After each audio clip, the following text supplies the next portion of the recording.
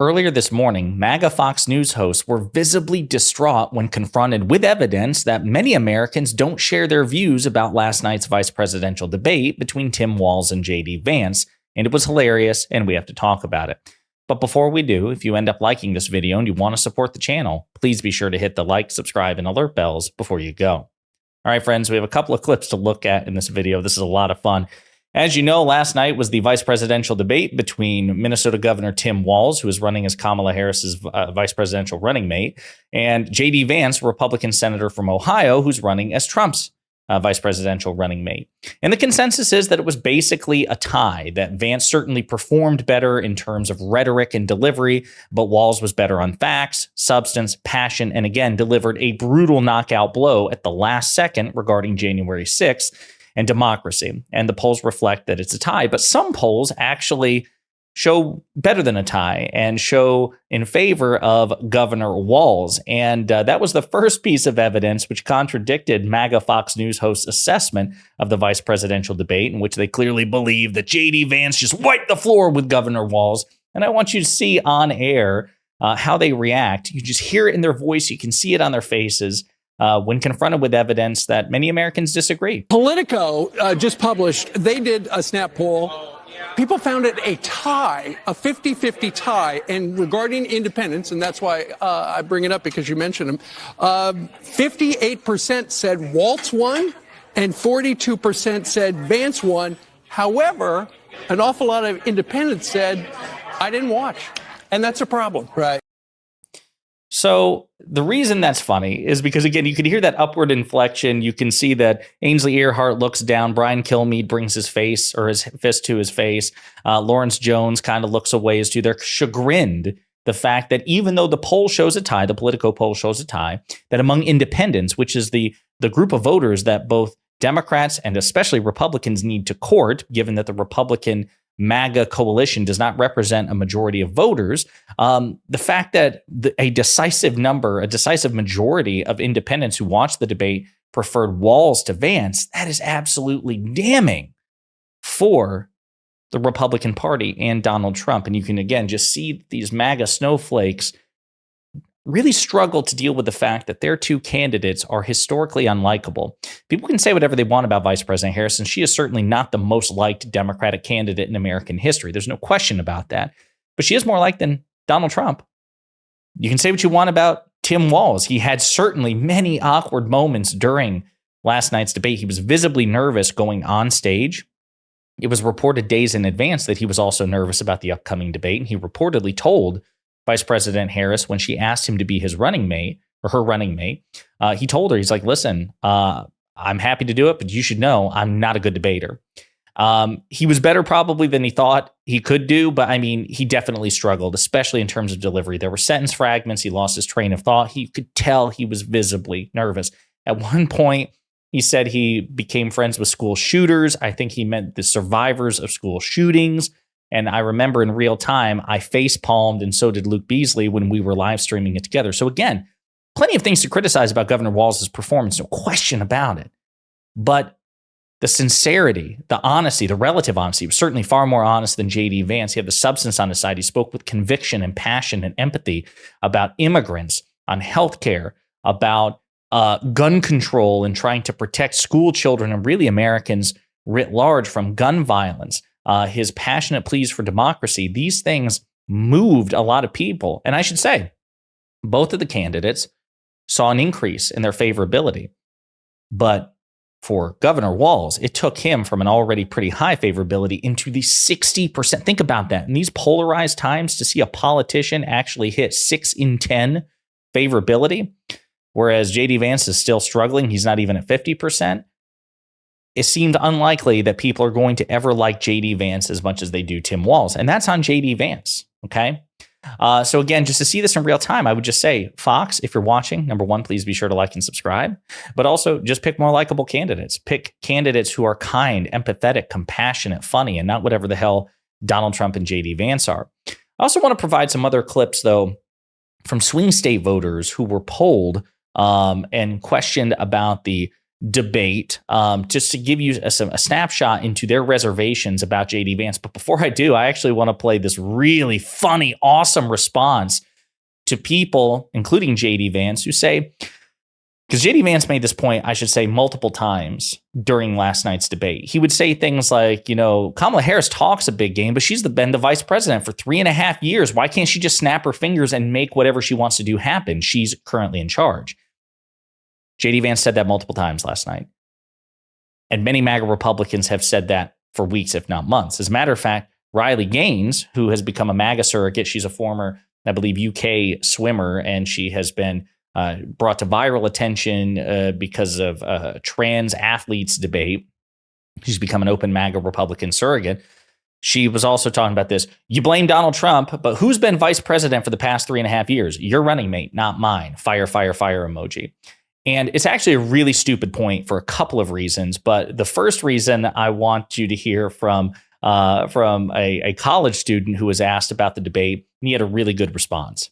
We were talking, Marcus, about this constant criticism about the vice president not being able, about the vice president being in office for these last, he's already upset about it. The vice president being in office for all these years and not being able to make the change was the allegation from JD Vance. You said to me, I've been to high school civics class. Why did you say that?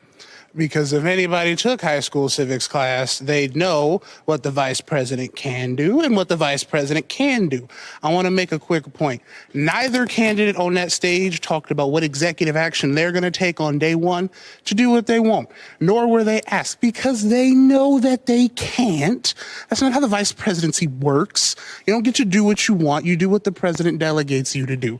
So that one day, Marcus is going to be all of our teachers in civics class, guys. Brilliant response from Marcus and a brilliant point from Marcus. So JD Vance wants you to believe that the incumbent vice president could basically snap her fingers and make whatever policy she wants to affect happen. But again, Marcus is correct. The Constitution doesn't confer any true authority into the vice president other than to be president of the Senate. And by the way, that's basically an antiquated relic. The vice president for decades, Republican and Democrat, have not presided over most Senate hearings. They do over the January 6th electoral certifications. They attend the Senate, or it's usually they're in Congress. I think it's the chamber of the House of Representatives during State of the Union addresses. But for the most part, the vice president has become a creature of the executive branch, but there's no constitutional authority. The vice president is not the president. They don't have the powers of the president. They basically, their constitutional duty is to have a pulse and to be there as backup. They're the backup president. But unless the president resigns or is incapacitated or is killed, they have no constitutional authority to do anything. All their authority comes from whatever delegated responsibilities the president confers unto them. Number one. Number two, we have basically a 50-50 split Senate, right? She has to preside over tie-breaking votes, but we don't have a filibuster-proof majority in the Senate, right, for the Senate to get its way. Number three, even if we did, the Republicans control the House of Representatives. So it would be one thing if Vice President Harris, number one, were president, and number two, controlled both chambers of Congress and had a filibuster-proof majority in the Senate, or even a hostile or even a friendly Supreme Court. That's the other thing, right? The Supreme Court of the United States has a 6-3 conservative supermajority. So there's so many things working against the vice president right now. But here's the other reason why that argument is profoundly stupid. Donald Trump was president, not vice president. He was president. He had the top job. He was the most powerful man on earth for 4 years. And not only did he have a friendly Supreme Court all 4 of those years, for 2 of those years, he had Republican control of both chambers of Congress. So we can effortlessly flip that question and say, okay, well, he said he would build a wall. He failed. Why didn't he build a wall? He said he would cap insulin at $35 for seniors. He failed. Why didn't he do that? He said he would allow Medicare to negotiate prescription drug prices. He failed. Why didn't he do that? He said he would repeal and replace Obamacare. He failed. Why didn't he do that? He said he would get us out of Afghanistan. He failed. Why didn't he do that? We could go through all of Donald Trump's various promises, and he failed 99% of them. And his list of accomplishments is far shorter and far weaker than the Biden-Harris administration's list of accomplishments. So we could effortlessly flip that. Why didn't Donald Trump snap his fingers and reduce, border crossings, undocumented border crossings to 0? Why didn't he build his wall? So again, it's really important to point this out. I don't think we should let up on this. I don't think we should just ignore the question. I think we should flip it and say, by your logic, given that Donald Trump had even more advantages and even more time to get his way and failed more often than not than Vice President Harris did. By that logic, he is less fit to be president than Harris. Right? So we can effortlessly flip that argument against them, and I think we should more often. A couple of other clips I want to play for you, though, from swing voters who were undecided, but after the debate had serious issues with what JD Vance had to say. Debate. And one of the strongest reactions here I thought was interesting was, Rachel, what you were just talking about when JD Vance said one of the ways ultimately that we can stop gun violence in this country is by having better locks on our doors. Did anybody react? You're laughing back here. No, you. What's your name? Nora. What'd you think when you heard JD Vance talk about that? Jimena was talking about how because of what happened at one of your neighboring schools here, it's an issue that rings close to home. I thought it was ridiculous. I mean, the issue is guns. The issue is not better locks on doors. Yeah, so JD Vance's answer to gun violence, this idea that you just have thicker doors, that's so gross and inappropriate and the wrong answer. That's not what Americans want to hear. They want to hear what you're going to do about the proliferation of guns in this country, why you're so keen on having an absolute Second Amendment, which, by the way, even the most conservative iterations of the Supreme Court say that that is not an absolute right. Why are you so concerned about the right of, some militiamen in West Virginia to have a missile launcher? You care more about that than you do about taking concrete steps to protect second graders. You care more about the Second Amendment than second graders. And that was a tone-deaf answer that's not going to win anybody over, especially when the vast majority of Americans support comprehensive, common sense gun control and do not believe that the Second Amendment is an absolute right. One other clip I want to play regarding JD Vance's terrible response to January 6th related questions. Well, I'm going to be voting for Kamala Harris.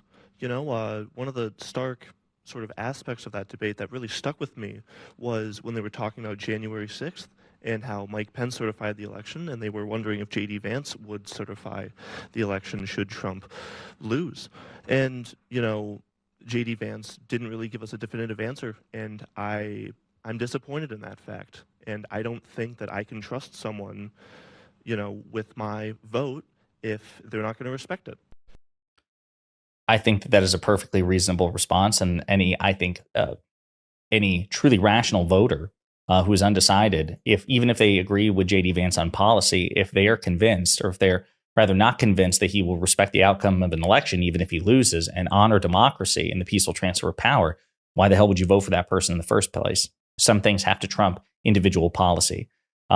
So anyway, great to see not only these undecided voters express reservation about JD Vance and the Republican Party after his terrible responses, but also to see in real time so many MAGA Fox News hosts struggling to compute the fact that JD Vance is still not particularly liked and still not particularly likable, and many people disagree with their wildly biased views of the debate.